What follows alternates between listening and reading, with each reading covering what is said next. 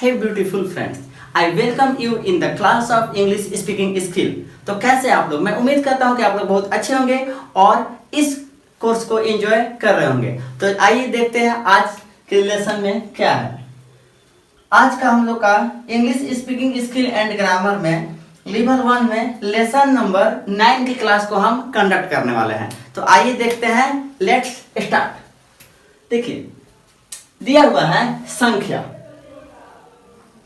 दिया हुआ है संख्या, और संख्या को इंग्लिश में कहे तो नंबर, हिंदी में कहे तो संख्या और इंग्लिश में कहे तो नंबर। हिंदी में संख्या और इंग्लिश में नंबर, समझ आता है? हिंदी में संख्या और इंग्लिश में इसे कहते हैं नंबर। अब देखिए संख्या क्या होती है, तो हिंदी में 1 2 3 4 5 6 ... ये सब संख्या कहलाती है। हिंदी में 1 2 3 4 5 6 ... ये सब संख्या कहलाती है। और इंग्लिश में कहे तो 1 2 3 4 5 6 ... ये सारी नंबर कहलाती है। इंग्लिश में कहे तो 1 2 3 4 5 6 ... ये सारी नंबर्स कहलाती है। क्लियर है? चलिए आगे देखते हैं।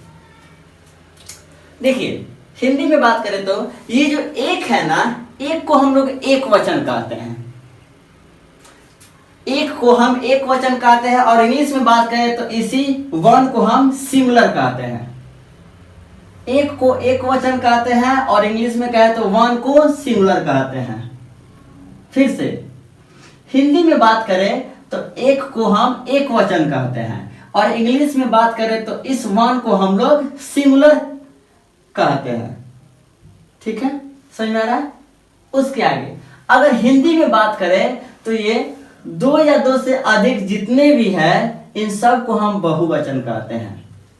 हिंदी में बात करें तो ये 2 या 2 से अधिक ये जितने भी हैं इन सब को हम बहुवचन कहते हैं। और इंग्लिश में बात करें तो ये 2 और मोर देन 2 ये जितने भी नंबर्स हैं इन सब को हम प्लूरल नंबर कहते हैं। इंग्लिश में बात करें तो ये 2 और मोर देन 2 नंबर्स ये जितने भी नंबर्स हैं इन सब को हम प्लूरल कहते हैं। बात समझ में आई? फिर से ध्यान से एक बार और समझिएगा, मैं आपको एक बार और समझाता हूँ। ये संख्या हिंदी में बोले तो संख्या और इंग्लिश में बोले तो नंबर। संख्या होती क्या है? 1 2 3 4 5 6 ... ये सारी संख्या कहलाती है। और इंग्लिश में क्या है तो 1 2 3 4 5 6 ... ये सारी नंबर्स कहलाती है। अब बात आती है कि संख्या में ये जो एक है ना, इसे हम एक वचन कहते हैं। एक को एक वचन कहते हैं। और इंग्लिश में बात करें तो ये जो नंबर्स 1 है इसे हम सिंगुलर नंबर कहते हैं।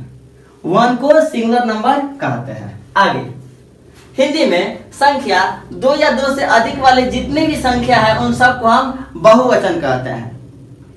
2 या 2 से अधिक की जितनी भी सारी संख्या है उन्हें हम बहुवचन कहते हैं। और इंग्लिश में कहे तो 2 या मोर देन 2 जितने भी नंबर्स हैं उन सबको हम प्लूरल नंबर कहते हैं।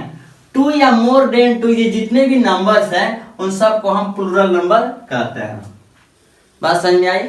उम्मीद करता हूं कि आपको ये सारी बातें अच्छे से समझ में आ रही होगी। ठीक है ना? चलिए आगे देखते हैं। आगे हमने लिखा हुआ है शब्द के भाग, और इंग्लिश में कहे तो पार्ट्स ऑफ वर्ड। शब्द के भाग और इंग्लिश में कहे तो पार्ट्स ऑफ वर्ड।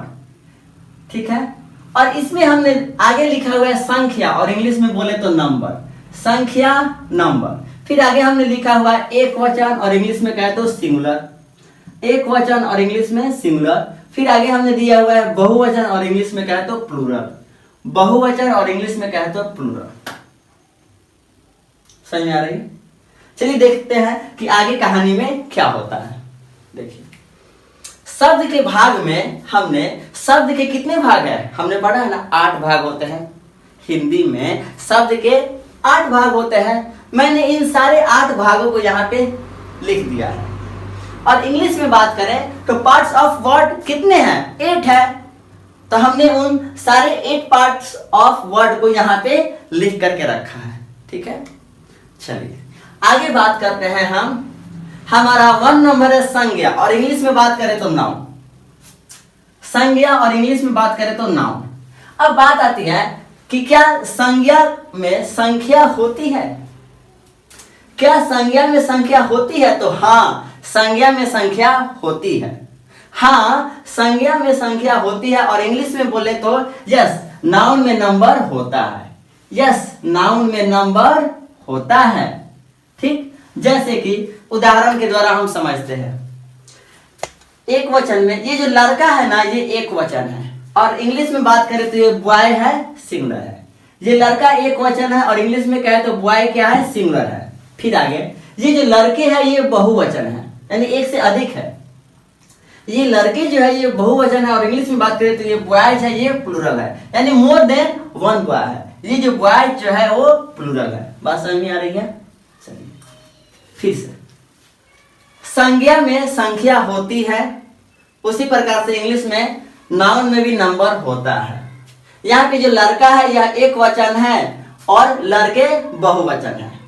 आगे में जो है यहाँ पे इंग्लिश में बॉय सिंगुलर है और ये जो बॉयज है जिसमें एस लगा हुआ है ये प्लूरल है। बात समझ में आ रहा है? चलिए अब इसके आगे देख लेते हैं, है कि नहीं। आगे है सर्वनाम। क्या सर्वनाम में संख्या होती है? तो हाँ, सर्वनाम में संख्या होती है। हाँ, सर्वनाम में भी संख्या होती है। इंग्लिश में कहे तो क्या प्रोनाउन में नंबर होती है? तो यस, प्रोनाउन में नंबर होती है। यस, प्रोनाउन में नंबर होती है। उदाहरण से देख लेते हैं। ये जो मैं है ये एक वचन है और इंग्लिश में कहे तो आई सिंगुलर है। हिंदी में मैं एक वचन है और इंग्लिश में बात करें तो ये आई क्या है, सिंगुलर है। और फिर आगे देखें तो ये हम लोग जो है यह बहुवचन है। यह हम लोग बहुवचन है और इंग्लिश में बात करें तो वी प्लूरल है। वी प्लूरल है। बात समझ में आ रही है? चलिए आगे लेकर के चलते हैं कहानी को। आगे दिया हुआ है क्रिया और इंग्लिश में कहे तो वर्ब। ठीक है, क्रिया में संख्या होती है? तो हाँ, क्रिया में संख्या होती है। हाँ, क्रिया में संख्या होती है। और इंग्लिश में बात करें तो क्या वर्ब में नंबर होता है? तो हाँ, वर्ब में नंबर होता है। यस, वर्ब में नंबर होता है। उदाहरण देख लेते हैं। खाता है, यह क्या है, एक वचन है। खाता है एक वचन है और इंग्लिश में बात करें तो ये इट्स सिंगुलर नंबर है। ये इट्स यानी वर्ब है, ये आपको बाद में समझ में आएगा, फिलहाल इतना समझिए, ये इट्स सिंगुलर है। फिर आगे देखते हैं। ये जो खाते हैं यह बहुवचन है, यानी एक से अधिक व्यक्ति खाते हैं, एक से अधिक पर्सन खाते हैं, यह बहुवचन है, खाते हैं। और इंग्लिश में बात करें तो ये ईट है, वर्ब, ये तो बाद में समझ आएगा, फिलहाल इतना ही समझे। ये जो ईट है यह आपको प्लूरल है। ईट आपको प्लूरल है। ठीक है, इतना बात समझ में आ गया।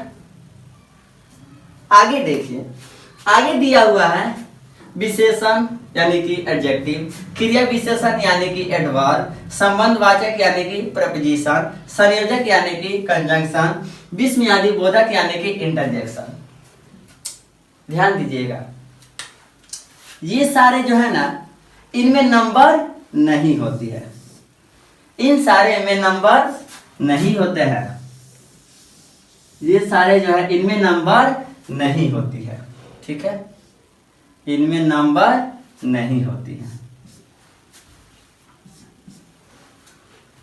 तो हमारा कंक्लूजन निकल करके सामने आता है कि नंबर जो है शब्द के 3 भाग में ही होता है। नंबर जो है शब्द के 3 भाग में ही होता है।